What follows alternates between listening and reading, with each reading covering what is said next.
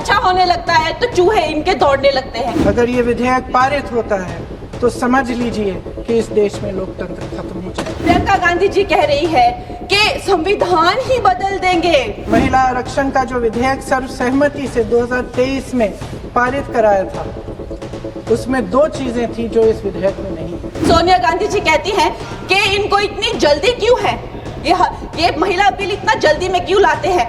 हमारे प्रधानमंत्री महोदय किस बात से घबरा रहे हैं? इसी बात से ना कि जब नई जनगणना होगी तो इस ओबीसी वर्ग के असली आंकड़े निकलेंगे। क्योंकि जो काम 60 साल में नहीं हुए वो उन्होंने 10 साल में ही करके दिखा दिए। प्रधानमंत्री महोदय ने बड़े हल्के में बोल दिया कि इस वर्ग और उस वर्ग के बारे में हम बाद में देखेंगे। कौन सा इस वर्ग, कौन सा उस वर्ग? ओबीसी वर्ग की बात कर रहे थे कि हम बाद में ही देख लेंगे इसके बारे में। प्रधानमंत्री जी जो है महिलाओं को न्याय दिलाने के लिए जल्दी में है, क्योंकि जो काम 60 साल में नहीं हुए वो उन्होंने 10 साल में ही करके दिखा दिए। एक तरफ महिला आरक्षण की बड़ी बड़ी बातें, तो दूसरी तरफ गुप्त रूप से ओबीसी वर्ग का हक छीना जा रहा है। टीएमसी के जो एमपी हैं उन्होंने कहा कि 33% रिजर्वेशन क्यों दे रहे हो, 85% दे दो। अरे आप थोड़ा तो कॉमन सेंस यूज करिए। अध्यक्ष महोदय, मौजूदा सरकार एक बार फिर इस देश की जनता की आंखों में धूल झोंकने का काम करके देश की अखंडता पर बहुत बड़ा हमला कर रही है और कुछ प्रदेशों की ताकत कम करके लोकतंत्र की धज्जियां उड़ाकर अगले चुनाव के लिए अपनी पार्टी की मजबूती का ढांचा बनाया जा रहा है। हंस रहे हैं गृह मंत्री जी, हंस रहे हैं। महिला आरक्षण का जो विधेयक सर्वसहमति से 2023 में पारित कराया था, उसमें 2 चीजें थी जो इस विधेयक में नहीं है। उसमें लिखा था कि इसे लागू करने से पहले नई जनगणना और परसीमन कराई जाएगी। अब अचानक क्या हो गया? मन बदल गया। वही सरकार पुराने आंकड़ों के आधार पर क्यों आगे बढ़ना चाह रही है और इतनी जल्दबाजी क्यों? अध्यक्ष महोदय, ये हमारे देश की सच्चाई है कि प्रतिनिधित्व का सवाल जनसंख्या के सवाल से जुड़ा हुआ है। जब तक जातीय जनगणना नहीं होती, सभी वर्गों को उचित प्रतिनिधित्व नहीं मिल सकता। यह अनिवार्य है। ये सरकार 2011 की जनगणना पर आगे बढ़ना इसलिए चाहती है क्योंकि इस जनगणना में ओबीसी वर्ग की संख्या ही नहीं है।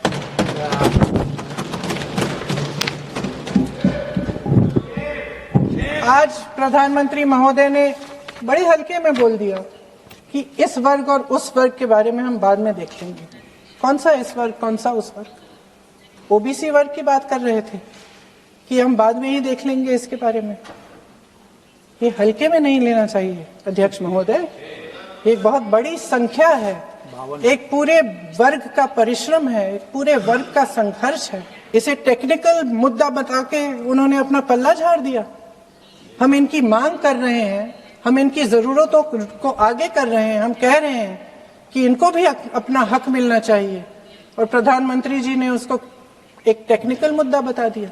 हमारे प्रधानमंत्री महोदय किस बात से घबरा रहे हैं? इसी बात से ना कि जब नई जनगणना होगी तो इस ओबीसी वर्ग के असली आंकड़े निकलेंगे और उसमें पता चलेगा कि ये वर्ग कितना मजबूत है, कितना बड़ा है और उसके हक को कोई नकार नहीं पाएगा। 2011 की जनगणना को परसीमन का आधार बनाकर प्रधानमंत्री जी ओबीसी वर्ग की ये हक छीनना चाहते हैं। उनके साथ एक बहुत बड़ा अन्याय करने जा रहे हैं। अध्यक्ष महोदय, कांग्रेस पार्टी कभी नहीं होने देगी। हमारा संविधान सबका है। ये देश एक एक देशवासी का है। किसी एक का हक छीनकर इसे नहीं चलाया जा सकता। इस विधेयक में सिर्फ यह अभाव नहीं है, एक और खतरनाक अभाव है। संसद का 50% विस्तार प्रस्तावित है, लेकिन इसके लिए कोई ठोस प्रक्रिया के बारे में एक भी शब्द नहीं लिखा है। आश्चर्य की बात यह है कि इतने बड़े परिवर्तन के नियम क्या होंगे, कैसे किया जाएगा, इसके बारे में पूरे विधेयक में एक भी शब्द नहीं है।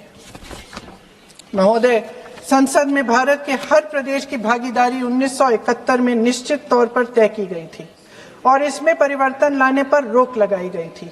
लेकिन इस विधेयक के तहत ये सब बदलने जा रहा है। आदरणीय प्रधानमंत्री महोदय जी और उनके अन्य मंत्रियों के खोखले आश्वासनों के बावजूद यह निश्चित है कि संसद में प्रदेशों के वजन का परिवर्तन किया जाएगा। हमारे लोकतंत्र की व्यवस्था में इतने बड़े परिवर्तन के लिए पूरी प्रक्रिया बनी हुई है, मगर इनकी योजना यही है कि प्रक्रिया को नकारा जाएगा।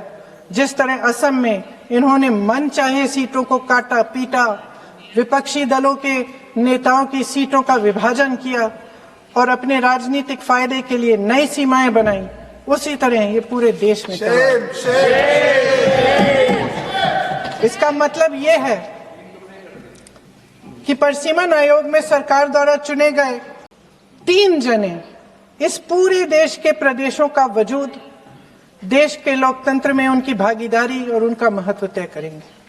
लोकतंत्र को खत्म करने की शुरुआत तो इस सरकार ने चुनाव आयोग, न्यायपालिका, मीडिया और अन्य संस्थाओं पर अपना पूरा दबाव डालकर शुरू कर ही लिया था, मगर अब लोकतंत्र पर खुला वार होने जा रहा है।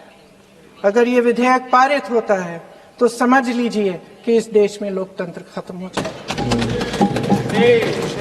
अध्यक्ष महोदय, मौजूदा सरकार एक बार फिर इस देश की जनता की आंखों में धूल झोंकने का काम करके देश की अखंडता पर बहुत बड़ा हमला कर रही है। एक तरफ महिला आरक्षण की बड़ी बड़ी बातें, तो दूसरी तरफ गुप्त रूप से ओबीसी वर्ग का हक छीना जा रहा है और कुछ प्रदेशों की ताकत कम करके लोकतंत्र की धज्जियां उड़ाकर अगले चुनाव के लिए अपनी पार्टी की मजबूती का ढांचा बनाया जा रहा है। हंस रहे हैं गृह मंत्री जी, हंस रहे हैं। आज जब ये महान उत्सव हमारी जिंदगियों में आया है तो प्रधानमंत्री जी का एक शब्द मुझे याद आता है कि पेट में चूहे दौड़ना। कांग्रेस के पेट में जब भी कुछ अच्छा होने लगता है तो चूहे इनके दौड़ने लगते हैं और वैसे ही चूहे दौड़ने शुरू हो गए हैं। अभी प्रियंका गांधी जी कह रही है कि संविधान ही बदल देंगे, यहाँ पे जो है डेमोक्रेसी ही खत्म कर देंगे। कुछ भी करने को जाते हैं तो डेमोक्रेसी खत्म कर देंगे। आप थोड़ा भी अगर कॉमन सेंस यूज करें कि जो लोकप्रिय नेता है, जो डेमोक्रेटिकली इलेक्टेड नेता है प्रधानमंत्री जी, जिन्हें डेमोक्रेसी ने उनकी पार्टी को लाया है, वो उस डेमोक्रेसी को क्यों खत्म करेंगे? वो थोड़ा ना कोई इंदिरा गांधी जी की तरह उनसे कोई कुर्सी ले रहा है तो उनको कुर्सी पे हक जमा के रखना है तो वो डेमोक्रेसी खत्म करनी ही पड़ेगी। ऐसी तो कोई स्थिति है ही नहीं। तो जैसे प्रधानमंत्री जी ने कहा कि अगर किसी के लिए डेमोक्रेसी वर्क करती है तो वो मेरे लिए ही सबसे ज्यादा वर्क करती है, तो इतना तो कॉमन सेंस होना चाहिए। जब देखो लोगों को बहलाना फुसलाना, जब देखो जो है वो झूठी बातें चलाना। और अब एक नई बात सीखी है, डिलिमिटेशन जो है, चलो वुमेन्स बिल, उनमें हिम्मत नहीं है बोलने की, डिलिमिटेशन में लफड़ा है, इसको हम लोग नहीं आने देंगे। अरे प्रियंका गांधी जी, जब लास्ट टाइम डिलिमिटेशन तो कोई बीजेपी का तो कोई प्रोसीजर है नहीं, एक ये संविधानिक ये एक प्रोसीजर है, हर 11-11 साल में होता था। 51 में हुआ, 61 में हुआ, 71 में हुआ। 71 में जब हुई डिलिमिटेशन तो 61 करोड़ जो है वो भारतीय थे। उस टाइम पे जो 543 जो लगभग सीटें थी, आज भारतीयों की संख्या 140 हो गई है। क्या उनका समीकरण है? क्या उसमें से SC ST उनको उनका हक नहीं मिलेगा? SC ST में भी 1/3 हक महिलाओं, उनकी क्या संख्या है, उनकी क्या सीट आएगी? ये सारी कैलकुलेशन किस तरह से आप रिजर्वेशन देंगे? 140 करोड़ जो अब महिलाएं हैं तो they should not be accounted for. इस तरह की ये बहकी बातें कर रहे हैं। अभी मेरी बहुत अच्छे मित्र हैं यहाँ, जून TMC के जो MP हैं, उन्होंने कहा कि 33% रिजर्वेशन क्यों दे रहे हो, 85% दे दो। अरे आप थोड़ा तो कॉमन सेंस यूज करिए। अगर आप जो है 33% दे रहे हैं लेकिन जो बाकी सीट्स है उन किसी भी सीट पे वो ओपन सीट्स है, वो महिलाओं को लड़ना जो है उस पे कोई भी किसी तरह का बैन नहीं है। 14% हम ऑलरेडी पहुंच गए हैं। तो जून जी, मैं आपको ये कहना चाहूंगी कि लगभग 50% से ज्यादा महिलाओं का पार्टिसिपेशन होगा इस महिला बिल के बाद। तो अध्यक्ष महोदय जी, सोनिया गांधी जी कहती हैं कि इनको इतनी जल्दी क्यों है? ये महिला बिल इतना जल्दी में क्यों लाते हैं? तो आपकी तरह होना चाहिए था कि 30 साल जो है आपने इस बिल को लटका के रखा। अवश्य मैं इस बात से अग्री करती हूँ कि प्रधानमंत्री जी जो है महिलाओं को न्याय दिलाने के लिए जल्दी में है, क्योंकि जो काम 60 साल में नहीं हुए वो उन्होंने 10 साल में ही करके दिखा दिए। चाहे वो करोड़ों मकान पक्के किए हो, चाहे वो गैस सिलेंडर दिए हो, चाहे वो महिला को डिफेंस में लाना हो, चाहे वो गर्भवती महिलाओं को 12 वीक से लेकर 26 वीक की हॉलीडे हो, न जाने कितनी योजना, लखपति दीदी, ड्रोन दीदी, सेल्फ हेल्प ग्रुप्स, अगर मैं बोलने लगूं तो यहाँ बहुत वक्त चला जाए। लेकिन एक बात पक्की है कि वो एक जल्दी में है, महिलाओं को न्याय दिलाने की जल्दी।